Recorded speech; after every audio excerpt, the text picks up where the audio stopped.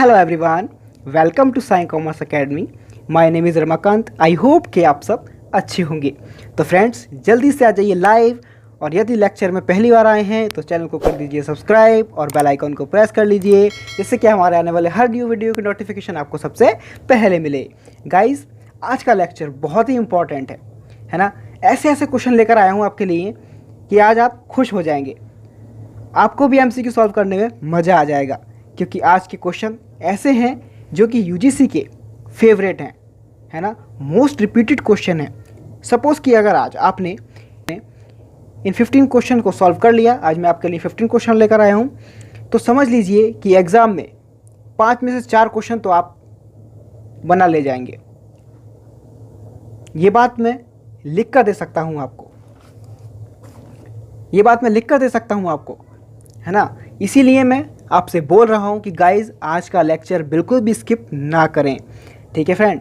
मैं अपना 100% लगा कर आपके लिए क्वेश्चन लेकर आया हूँ, सर्च करके बिल्कुल कि कौन कौन से रिपीटेड क्वेश्चन हैं, ताकि आपको उन्हें अच्छे से आप अपनी निगाह में भर लें, है ना। आपको भी अपना 100% मुझे देना होगा, तभी जेआरएफ क्लियर समझें, क्योंकि आप जानते हैं कि चाहे टॉपिक कितना भी अच्छे से क्लियर क्यों ना हो, है ना। ऑलमोस्ट सभी स्टूडेंट्स कहते हैं कि हम तो कंप्लीट सिलेबस पढ़कर गए थे, बट उनमें कुछ का ही नेट हो पाता है और कितने बेचारे वहीं रह जाते हैं, है ना। इसके पीछे कोई ना कोई रीज़न तो होगा, है ना। और मैं आपको अपने एक्सपीरियंस से बता रहा हूँ कि चाहे कितना भी सिलेबस कंप्लीट क्यों ना कर लो, बट जब तक मॉक टेस्ट नहीं लगाओगे तब तक जेआरएफ के चांसेस 50% ही रह जाते हैं। और आप जानते हैं अब तो ऑनलाइन पेपर है, जब तक आपका उस पर कमांड अच्छी नहीं होगी ऑनलाइन मॉक टेस्ट देने की, है ना, तब तक आप टाइम कंज्यूम नहीं कर पाएंगे। बहुत से स्टूडेंट टाइम ही कंज्यूम नहीं कर पाते और टाइम कम देख के हॉपलेस हो जाते हैं, और आते आते क्वेश्चन भी गलत हो जाते हैं। कितना बुरा लगता है उस टाइम। आप इस बात से एग्री करते हैं? प्लीज़ बताएं, आई एम राइट? फ्रेंड्स, मैं आपका थोड़ा सा टाइम लेना चाहूँगा, एक मुझे आपको सरप्राइज़ बताना है। फ्रेंड्स, आप जानते हैं कि 60 से 70 डेज़ हमारे एग्ज़ाम के कंडक्ट होने में रह गए हैं, तो आपके लिए एक सरप्राइज़ लाया हूँ, जिससे हम सभी स्टूडेंट्स का, जितने भी हमसे जुड़े हैं या जुड़ने वाले हैं, जेआरएफ क्वालिफाई हो, मेरी यही आशा है। इसी आशा के साथ मैंने एक न्यू बैच स्टार्ट किया है, जो कि हमारा 60 डेज़ का क्रैश कोर्स होगा। कैसा होगा? क्रैश कोर्स होगा, है ना। मॉर्निंग में 10 बजे आपको लाइव क्लास मिलती रहेगी, जो कि हमारी एमसीक्यू की चल रही है, कंटिन्यू मिलती रहेगी ऑल यूनिट्स की। और इवनिंग में रात को 10 बजे आपको डेली लेक्चर प्रोवाइड कराए जाएंगे। आप जानते हैं कि हमारे पेपर 1 में 10 यूनिट्स हैं, तो हमारी 6 डेज़ की, है ना, 6 दिन में सभी यूनिट्स को कवर किया जाएगा। लेक्चर थोड़ा बड़ा हो सकता है, क्योंकि आप जानते हैं कि सिलेबस काफ़ी बड़ा है ना। 6 लेक्चर में कंप्लीट करने में थोड़ा तो लेक्चर बड़ा हो ही सकता है, बट आपसे कोई भी इंपॉर्टेंट टॉपिक छूटेगा नहीं, कोई भी इंपॉर्टेंट टॉपिक मिस नहीं होगा, है ना। यदि आपने 60 डेज़ का यह क्रैश कोर्स, जो कि बिल्कुल फ्री ऑफ कॉस्ट है ना, अच्छे से कवर कर लिया, तो मैं गारंटी दे सकता हूं कि आपका जेआरएफ पक्का क्लियर समझिए। तो फ्रेंड्स, सरप्राइज कैसा है बताइए कमेंट में जल्दी से हमें।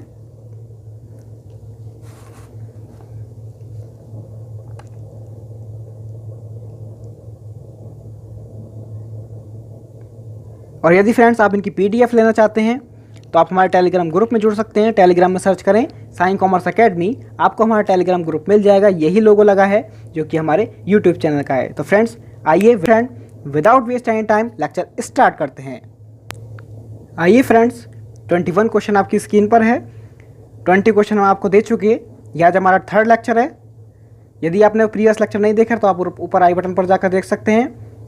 इसी तरह हम आपको टीचिंग एप्टीट्यूड के और रिसर्च एप्टीट्यूड के 10 लेक्चर दे चुके, उसमें हम आपको 100 एमसीक्यू दे चुके हैं। यदि आपने नहीं देखे तो प्लीज़ जाकर ज़रूर देखिए। इसी तरह के बहुत सारे इंपॉर्टेंट टॉपिक्स पर हमने ऑलमोस्ट सभी एमसीक्यू सॉल्व कर लिए हैं, ताकि आपको एग्ज़ाम में कोई भी प्रॉब्लम ना हो, क्योंकि आप भी जानते हैं कि प्रीवियस ईयर एमसीक्यू सॉल्व करना कितना इंपॉर्टेंट है। तो आइए फ्रेंड, पढ़िए फटाफट। ये एसर्शन रीजन क्वेश्चन है। एसर्शन क्या दिया इन्होंने, formal communication tend to be fast and flexible, यानी कि औपचारिक संचार जो है तेज और लचीला होता है।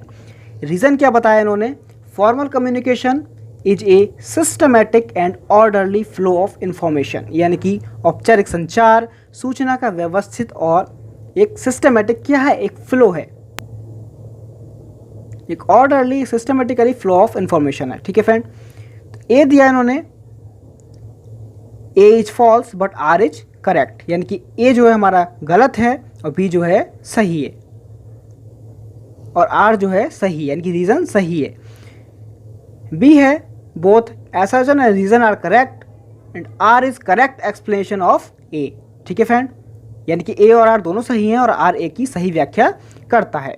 सी है both A and R are correct but R is not correct explanation of A. ठीक है फ्रेंड, डी दिया A is correct but R is false.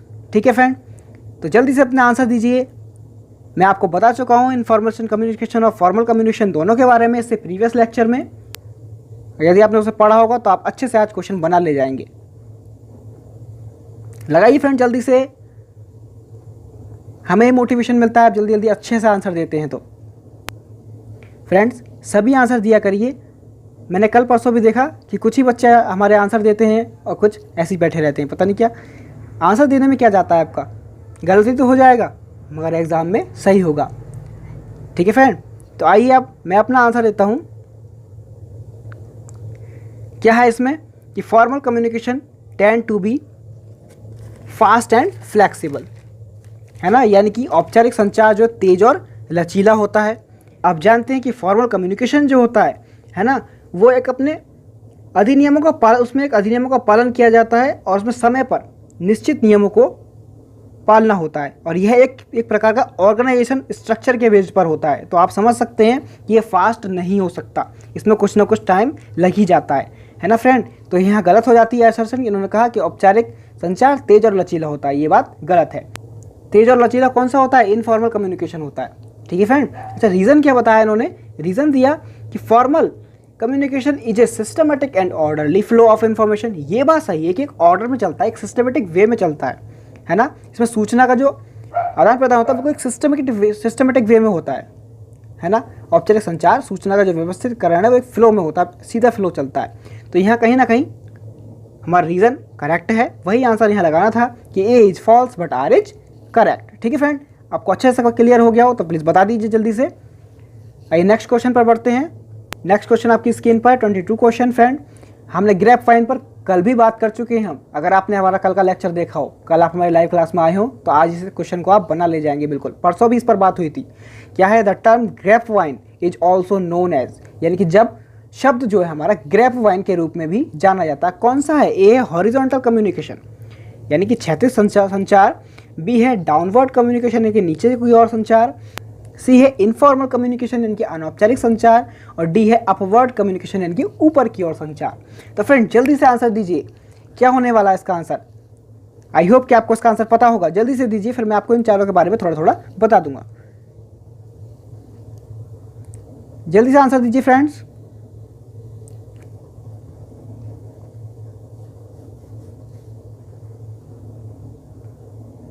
आइए फ्रेंड मैं अपना आंसर देता हूं। 22 का आंसर हो जाएगा सी, इनफॉर्मल कम्युनिकेशन, है ना। मैंने आपको बता दिया था कल परसों भी कि ग्रेप वाइन एक कम्युनिकेशन जो होता है हमारा इनफॉर्मल कम्युनिकेशन होता है। कैसा होता है, अनौपचारिक संचार, है ना। आइए जानते हैं कि हॉरिजॉन्टल कम्युनिकेशन क्या होता है। थोड़ा थोड़ा बता देता हूँ आपको कि हॉरिजॉन्टल कम्युनिकेशन जो होता है हमारा क्षैतिज संचार जो होता है, कि जब किसी संगठन में कोई भी ऑर्गेनाइजेशन है उसमें एक ही लेवल के लोग आपस में संचार करते हैं यानी कम्युनिकेशन करते हैं, तो उसे कैसा कहेंगे हम, हॉरिजॉन्टल कम्युनिकेशन कहेंगे, क्षैतिज संचार कहा जाएगा। फॉर एग्जांपल मान लीजिए कि दो मैनेजर आपस में बात कर रहे हैं, तो वहाँ पर भी हमारा हॉरिजॉन्टल कम्युनिकेशन होगा। और आपस में मजदूरी के लेबर आपस में बात कर रही है, तो वो हमारा हॉरिजॉन्टल कम्युनिकेशन होगा। ठीक है फ्रेंड, ये नहीं कि मैनेजर लेबर से बात कर रहा है तो हमारा हॉरिजॉन्टल हो जाएगा। इसमें क्या कहा गया है कि एक ही लेवल के लोग आपस में कम्युनिकेशन करते हैं तब होता है हमारा हॉरिजॉन्टल कम्युनिकेशन। ठीक है फ्रेंड, इसके अंतर्गत हमारा फॉर्मल और इनफॉर्मल दोनों ही कम्युनिकेशन इसमें हमारे इंक्लूड होते हैं। ठीक है फ्रेंड, और यह जो कम्युनिकेशन है ये टीम बिल्डिंग में उत्प्रेरक का कार्य करता है, यानी कि समूह बनाने में, ग्रुप बनाने में कम्युनिकेशन उसका कार्य उत्प्रेरक का कार्य करता है। यदि किसी संगठन में विभिन्न व्यक्तियों या विभागों में परस्पर निर्भरता ज़्यादा हो तो जो हमारा हॉरिजॉन्टल कम्युनिकेशन है वो ज़्यादा इफेक्ट में आ जाता है, उसके होने की ज़्यादा संभावना होती है।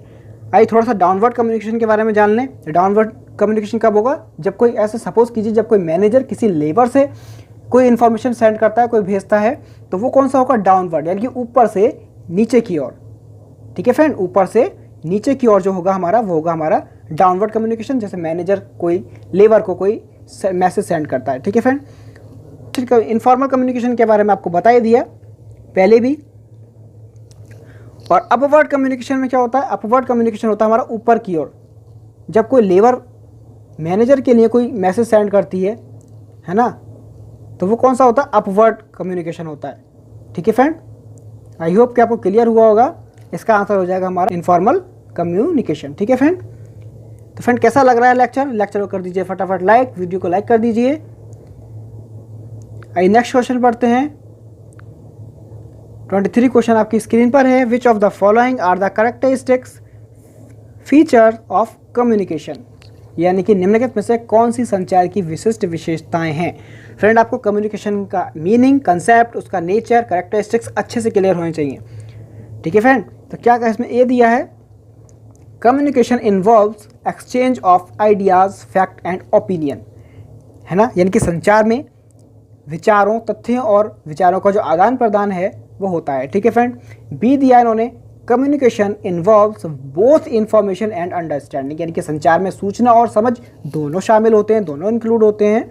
सी है communication is a continuous process, यह एक सतत प्रक्रिया है। ठीक है फ्रेंड, डी दिया communication is a circular process, यानी कि एक गोलाकार प्रक्रिया है ना, जैसे कि यहाँ से मैसेज सेंड हुआ और ये रिसीवर तक पहुँच गया, कैसा है? एक गोलाकार प्रक्रिया है। तो फ्रेंड इस पे कोड दे रखे हैं आपको।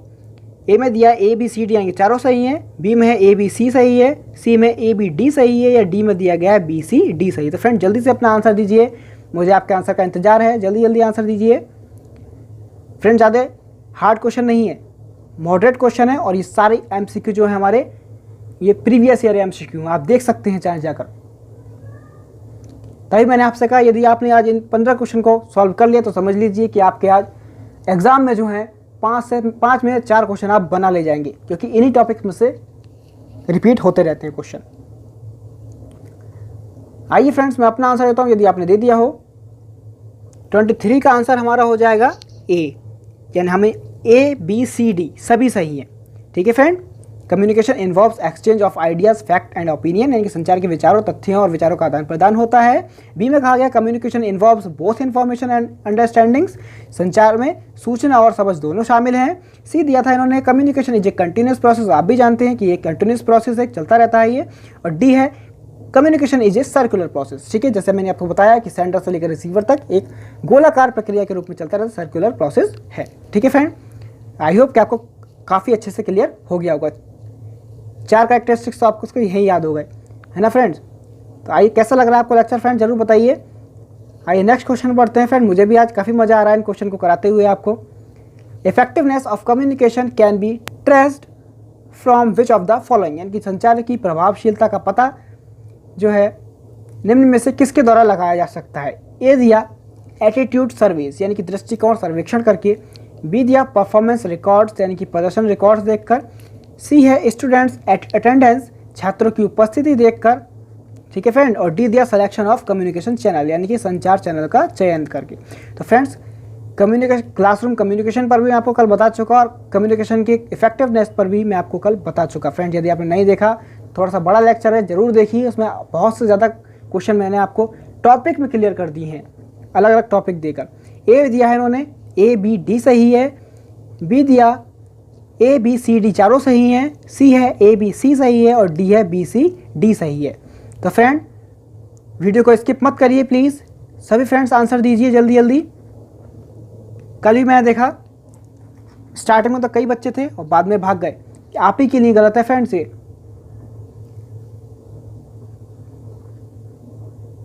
बीच बीच में बहुत सा टॉपिक ऐसा आया था कि मैं आपको बता देता हूँ, क्या फ़ायदा वो आपसे छूट जाए। अब आए हैं तो पूरे लेक्चर देख कर जाइए, जल्दी जल्दी आंसर दीजिए फ्रेंड्स, मुझे आपके आंसर का इंतजार है।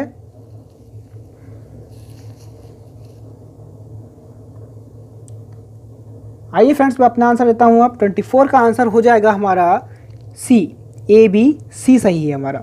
ठीक है friend, effectiveness of communication can be traced from which of the following, यानी संचार की प्रभावशीलता का पता निम्न में से किसके द्वारा लगाया जा सकता है ना।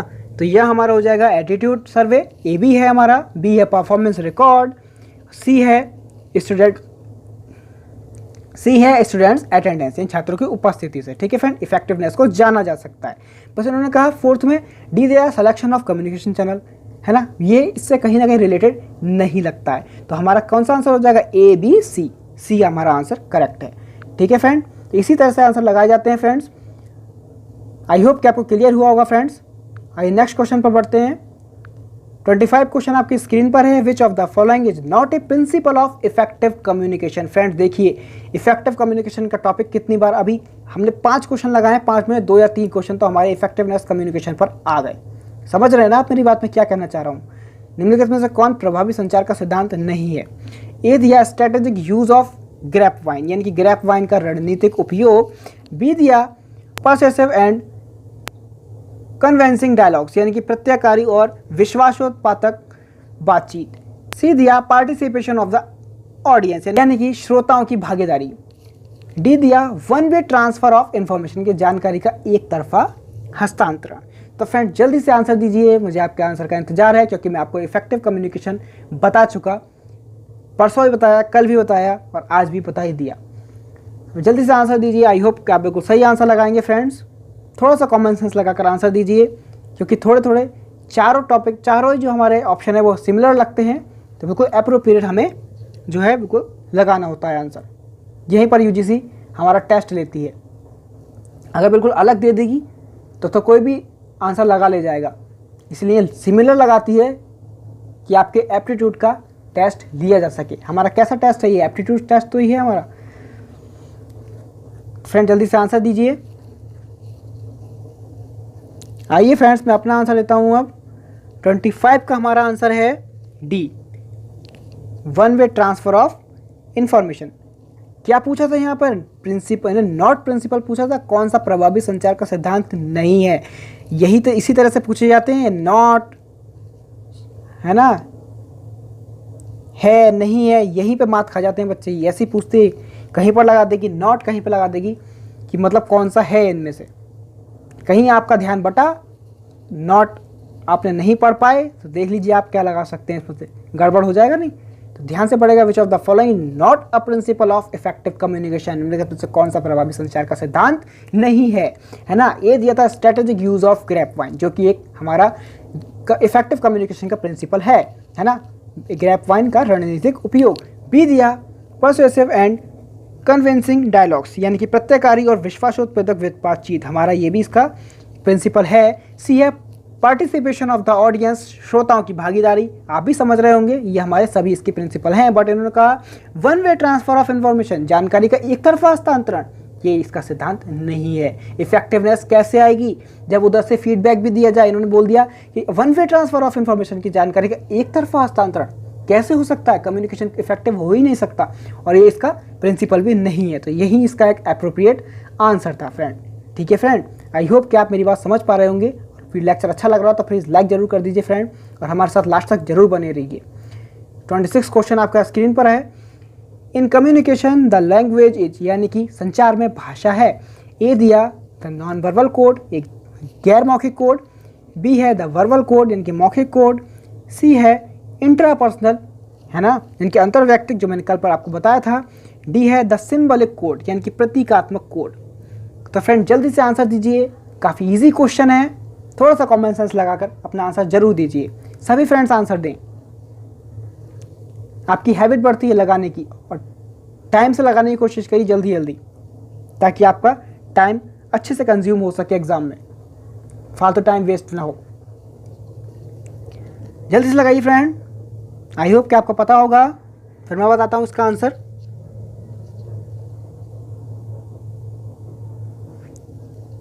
ट्वेंटी 26 का हमारा आंसर है बी, द वर्बल कोड कैसा है, मौखिक कोड है। ठीक है फ्रेंड, यदि जिन फ्रेंड का थोड़ा गलत भी हो गया हो तो वो डिमोटिवेट ना हो फ्रेंड, आज आपका गलत हुआ है, एग्जाम में आपका सही होगा और सभी स्टूडेंट्स का सही है, तो बेस्ट ऑफ लक। ठीक है फ्रेंड, आई होप कि आप क्लियर हो गया होगा। नेक्स्ट क्वेश्चन में बढ़ते हैं। 27 क्वेश्चन आपकी स्क्रीन पर है। Aspects of the voice other than the speech are known as, यानी कि आवाज़ के जो वाणी है के पहलू भाषण के अलावा अन्य के रूप में जाना जाता है। ए है फिजिकल लैंग्वेज यानी कि शारीरिक भाषा, बी है पर्सनल लैंग्वेज यानी कि व्यक्तिगत भाषा, सी है पैरा लैंग्वेज, ठीक है फ्रेंड, और डी है डिलीवरी लैंग्वेज यानी कि वितरण भाषा। तो फ्रेंड्स एक बार क्वेश्चन को और पढ़ लीजिए ध्यान से। Aspect of the voice other than the speech are known as, यानी कि आवाज़ के पहलू भाषण के अलावा यही आंसर छुपा हुआ है, ध्यान से पढ़िए, भाषण के अलावा अन्य के रूप में जाना जाता है। अब फ्रेंड अपना आंसर दीजिए, आई होप कि आप इसका आंसर बिल्कुल सही लगाएंगे। समझ गए होंगे मैं आपको क्या बताना चाह रहा हूँ। जल्दी से फ्रेंड्स आंसर दीजिए और सभी फ्रेंड्स आंसर दीजिए, मेरी आपसे रिक्वेस्ट है। और फ्रेंड्स लास्ट तक बने रहिए, आपको आज क्लास में बहुत ही मज़ा आने वाला है।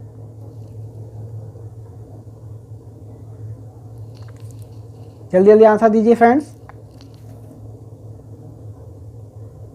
आइए फ्रेंड मैं अपना आंसर देता हूँ। 27 का आंसर है हमारा सी, क्या है, पैरा लैंग्वेज। यही इन्होंने बोल दिया कि भाषण के अलावा। पैरा लैंग्वेज का मतलब ही यही कि भाषा से अलग, है ना।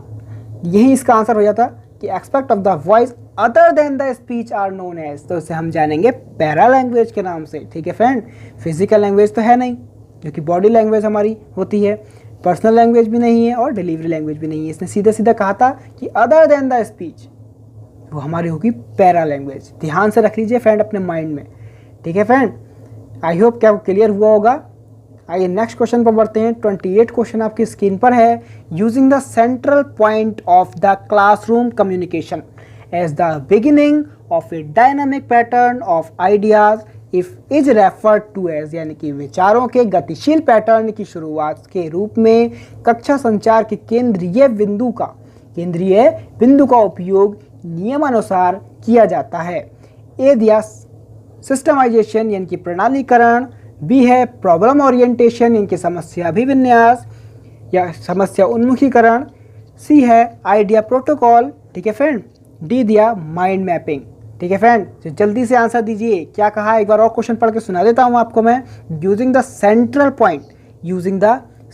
Point of the classroom communication पर हमने कल भी बात करी थी और इसके आपको स्टेप्स भी बताए थे, 4 स्टेप्स बताए थे, ध्यान रखिए उन स्टेप्स को। As the beginning of a dynamic pattern of ideas is referred to as, यानी कि विचारों के गतिशील पैटर्न की शुरुआत के रूप में कक्षा संचार के केंद्रीय बिंदु का उपयोग नियमानुसार किया जाता है।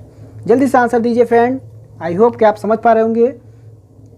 थोड़ा सा कॉमन सेंस लगाइए, अपना आंसर दीजिए, मुझे आपके आंसर का इंतजार है। जल्दी जल्दी फ्रेंड आंसर दीजिए और सभी फ्रेंड्स आंसर दीजिए। क्या होने वाला है इसका आंसर?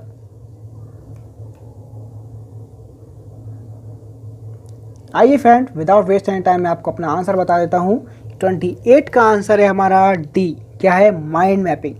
ठीक है फ्रेंड, क्या है, माइंड मैपिंग। यानी क्या कहा था, विचारों गतिशील पैटर्न की शुरुआत के रूप में कक्षा संचार के केंद्रीय बिंदु का उपयोग नियमानुसार किया जाता है, वो है हमारा माइंड मैपिंग। ठीक है फ्रेंड, जो हमारा माइंड मैपिंग है ये हमारा टीचिंग एप्टीट्यूड में भी आता है। यदि आपने उसमें नहीं पढ़ा तो पढ़ लीजिएगा ध्यान से। थोड़ा सा बता दूं आपको इसके बारे में कि जो माइंड मैपिंग है, मानचित्रण को शिक्षण की एक विधि के रूप में, जो कि हमारे 1960 में टॉनी बुजान ने दी, किसके द्वारा विकसित की गई थी, टॉनी बुजान के द्वारा। ध्यान रख लीजिएगा फ्रेंड, जो हमारी माइंड मैपिंग है, किसी कार्य विशेष, केंद्रीय अवधारणा या विचार विषय, है ना, सेंट्रल कंसेप्ट जो है हमारा विचार विषय से संबंधित मुख्य बिंदुओं या तर्कों को एक रेखा चित्र द्वारा दर्शाता है। इससे शिक्षार्थी के मन में सरलीकृत छवि बन जाती है। यदि हम समराइज में बात करें तो जो हमारा माइंड मैपिंग है, किसी कंटेंट का चित्रात्मक वर्णन करना है। शिक्षार्थी विभिन्न पहलुओं के बीच परस्पर संबंध सहजता से स्थापित कर सकता है। अगर यह कलर्ड हो तो और भी रोचक बन जाता है, और भी अच्छा हो जाता है। ठीक है फ्रेंड, आजकल इनका डिजिटल रूपांतर भी इंटरनेट के माध्यम से उपलब्ध हो जाता है ना। और जो पाठक है, पढ़ने वाला है, अपने विचार आपस में एवं संपादक को आदान प्रदान कर सकता है। तो फ्रेंड आई होप कि आपको माइंड मैपिंग समझ में आया होगा। आइए नेक्स्ट क्वेश्चन पर बढ़ते हैं फ्रेंड।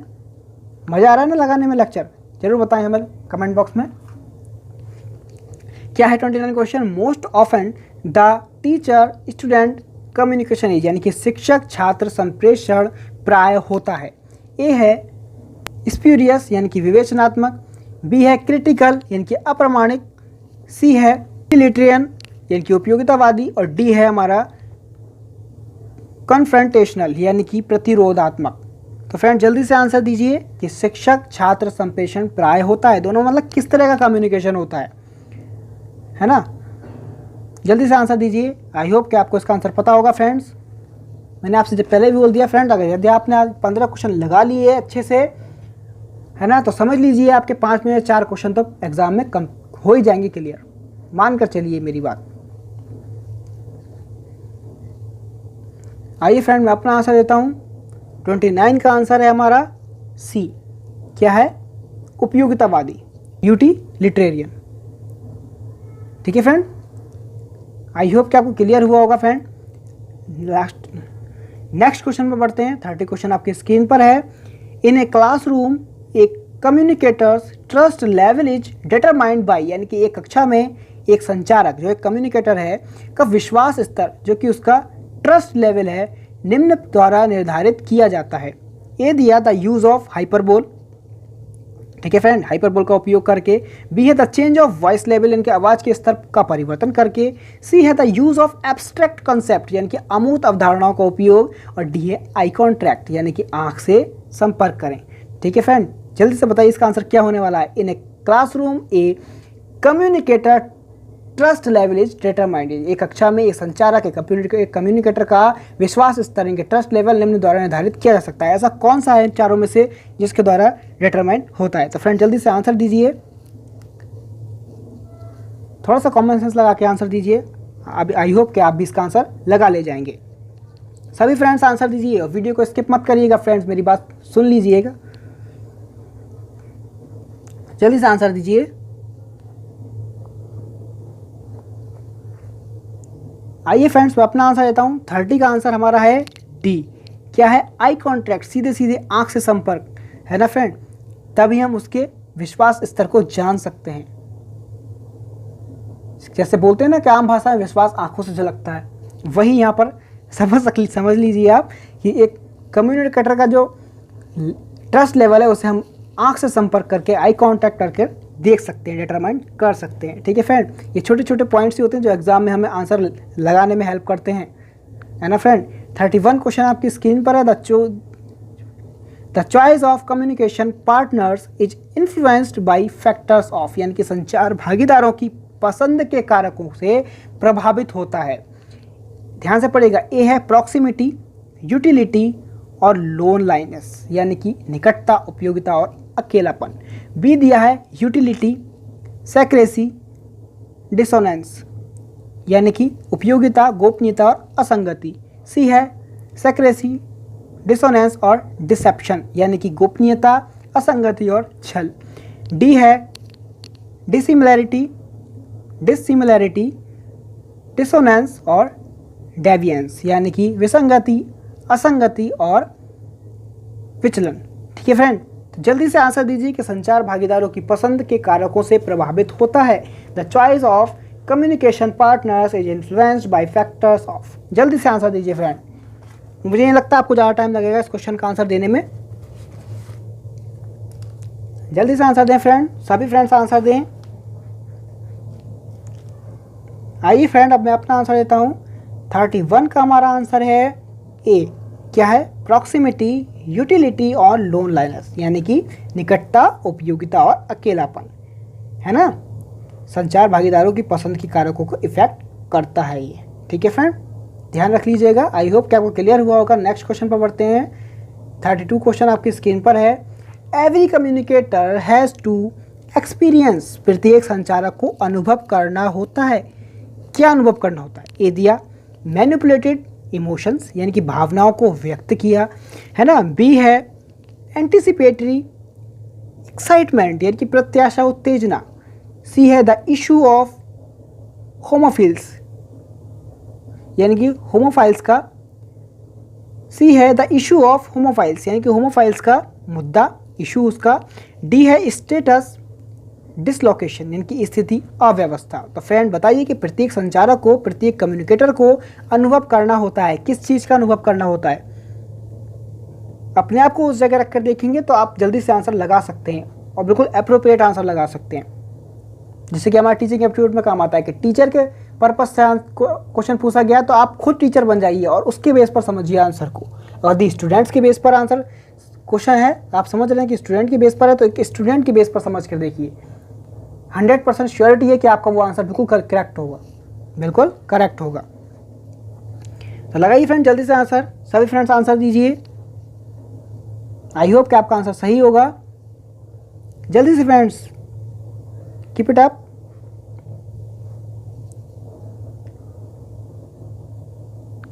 आइए फ्रेंड मैं अपना आंसर देता हूँ। 32 का आंसर है हमारा बी। क्या है? एंटीसिपेटरी एक्साइटमेंट, ये प्रत्याशा उत्तेजना। ठीक है, प्रत्येक संचारक को अनुभव करना होता है एंटीसिपेटरी एक्साइटमेंट का। Every communicator has to experience anticipatory excitement. ठीक है फ्रेंड, आई होप कि आपको क्लियर हुआ होगा। नेक्स्ट क्वेश्चन पर बढ़ते हैं। 33 क्वेश्चन। अब यहाँ थोड़ा आपको कॉमन सेंस लगाने की ज़रूरत है ना, जल्दीबाजी ना करें, यहाँ पर आराम से समझें फिर बताएं। क्या कहा? Imagine you are working in an educational institution where people are of equal status, यानी कि कल्पना कीजिए, जैसे कि मैंने आपसे कहा कॉमन सेंस लगा कर काम कीजिए। सपोज कीजिए कि आप एक शैक्षणिक संस्थान में काम कर रहे हैं जहां लोग कैसी इक्वल स्टेटस में है, समान स्थिति के हैं। ठीक है friend, which method of communication is best suited and normally employed in such A context, यानी कि संचार का कौन सा तरीका सबसे उपयुक्त है और सामान्य रूप से इस तरह के संदर्भ में नियोजित किया गया है। ए दिया हॉरिजॉन्टल कम्युनिकेशन, जैसे कि मैं आपको बता चुका क्षैतिज संचार क्या है शुरू में ही। बी है वर्टिकल कम्युनिकेशन, कार्यक्षेत्र संचार होगा। सी है कॉर्पोरेट कम्युनिकेशन। ठीक है फ्रेंड, और डी है क्रॉस कम्युनिकेशन। क्रॉस कम्युनिकेशन कैसा कम्युनिकेशन होगा? मतलब एक इन्होंने कहा इमेजिन करिए you are working in an educational institution where people are of equal status, है ना, कि आप एक शैक्षणिक संस्थान में काम कर रहे हैं और जहां लोग कैसी स्थिति में, बिल्कुल समान स्थिति में। ठीक है फ्रेंड, तो बताना है कि संचार का कौन सा तरीका सबसे उपयुक्त होगा इनमें और सामान्य रूप से इस तरह के संदर्भ में नियोजित किया गया है। फ्रेंड जल्दी से आंसर दीजिए। बिल्कुल क्लियर कट आंसर को समझ में आ रहा है साफ क्वेश्चन पढ़ने से ही। अगर आप इसका एक पॉइंट अच्छे से क्लियर पकड़ गए हो, क्वेश्चन पढ़ के देख लीजिए दोबारा आप, बिल्कुल आंसर करेक्ट इसका मिल गया है। जल्दी जल्दी आंसर दीजिए फ्रेंड सभी।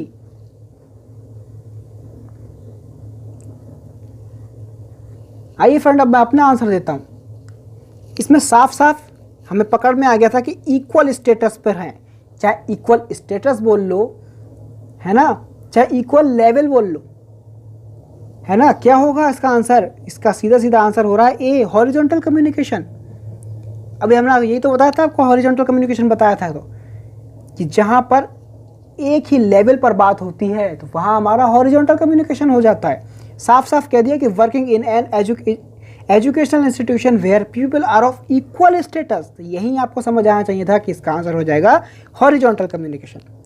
जिन जिन फ्रेंड्स ने हमारा हॉरिजॉन्टल कम्युनिकेशन आंसर दिया उन सभी को बेस्ट ऑफ लक।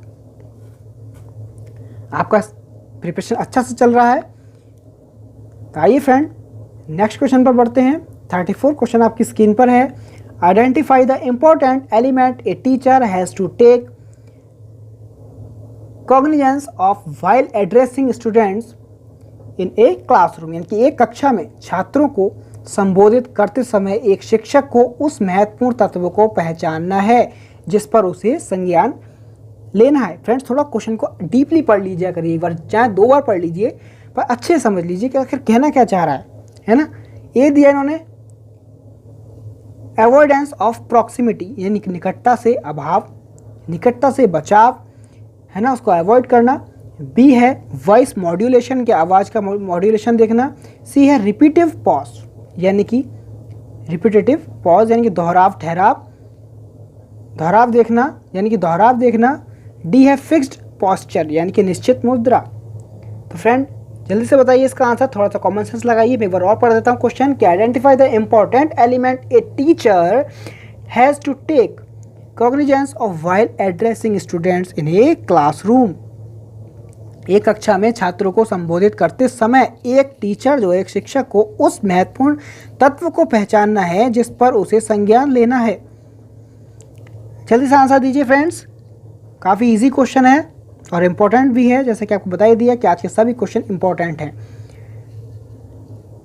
जल्दी से लगाइए फ्रेंड्स, सभी स्टूडेंट्स आंसर जरूर दीजिए। मैं आपसे बार बार कह रहा हूँ, रिक्वेस्ट है मेरी आपसे कि सभी स्टूडेंट्स आंसर दें और वीडियो को स्किप बिल्कुल ना करें, आप ही के लिए बेनिफिशियल है फ्रेंड। आइए फ्रेंड मैं अपना आंसर देता हूँ। 34 का आंसर है हमारा बी, कैसा? वॉइस मॉड्यूलेशन पर ध्यान रखना होगा, है ना। एक कक्षा में छात्रों को संबोधित करते वक्त एक शिक्षक को उस महत्वपूर्ण तत्व को पहचानना है। वो कौन सा तत्व है? Voice modulation. जो हमारी जो टीचर की आवाज़ है वो मॉड्यूलेशन एकदम अच्छा होना चाहिए, ना एकदम ज़्यादा ना कम, एक स्ट्रेट वे में उससे बात करनी चाहिए स्टूडेंट से, तभी क्लासरूम अच्छे से चलती है, टीचिंग अच्छे से चल पाती है। ठीक है फ्रेंड, यही इसका इंपॉर्टेंट एलिमेंट था। आइए नेक्स्ट क्वेश्चन पढ़ते हैं, लास्ट क्वेश्चन आज का friend 35 question. What are the barriers, क्या चीज़? What are the barriers to effective communication, यानी कि प्रभावी संचार के लिए क्या बाधाएं हैं? फ्रेंड्स बैरियर्स पर क्वेश्चन भी काफ़ी पुटअप होते हैं फ्रेंड। बैरियर्स को आप अच्छे से क्लियर कर लीजिए और हम अपने क्रैश कोर्स में भी इसको अच्छे से क्लियर करेंगे। ठीक है फ्रेंड, ए है moralising, being judgemental and comments of consolation. Consolation यानी कि नैतिककरण, सांप्रदायिक होना और सांत्वना की टिप्पणियाँ, कमेंट ऑफ कॉन्सलेशन। बी है dialogues, summary and self review, संवाद, सारांश और आत्म समीक्षा। सी है use of simple words, cool reaction and defensive attitude, यानी कि सरल शब्दों का प्रयोग, शांत प्रतिक्रिया और रक्षात्मक रवैया। डी है personal statements, eye contact and simple narration, यानी कि व्यक्तिगत बयान, आंख से संपर्क और सरल कथन। तो फ्रेंड्स बताइए कौन सा बैरियर हो सकता है एक इफेक्टिव कम्युनिकेशन में? जल्दी से बताइए फ्रेंड, यदि आपने बैरियर कम्युनिकेशन पढ़ रखे होंगे तो आप इसका आंसर बना ले जाएंगे फ्रेंड। जल्दी से आंसर दीजिए, काफ़ी इंपॉर्टेंट क्वेश्चन है फ्रेंड। कैसा लग रहा है फ्रेंड्स? अच्छा लगा आज का लेक्चर आपको? प्लीज़ लाइक करके जरूर जाइएगा फ्रेंड्स। जल्दी से आंसर दीजिए फ्रेंड्स, सभी फ्रेंड आंसर दें। आइए फ्रेंड मैं अपना आंसर देता हूँ। 35 का आंसर है हमारा ए। सही है। प्रभावी संचार के लिए क्या बाधाएं हैं? मॉरलिज्म यानी कि नैतिककरण, बीइंग जजमेंटल यानी कि सांप्रदायिक होना, और कमेंट ऑफ कॉन्सोलेशन यानी कि सांत्वना की टिप्पणियाँ। एक इफेक्टिव कम्युनिकेशन में क्या है, हमारे बैरियर्स हो जाएंगे। ठीक है फ्रेंड, आई होप कि आपको क्लियर हुआ होगा फ्रेंड्स। तो फ्रेंड्स कैसा लगा आपको हमारा लेक्चर, कमेंट बॉक्स में ज़रूर बताइए। अपने फ्रेंड सर्कल में भी शेयर जरूर कर दीजिए ताकि उनकी भी हेल्प हो सके। ठीक है friends, thanks for watching, have a nice day.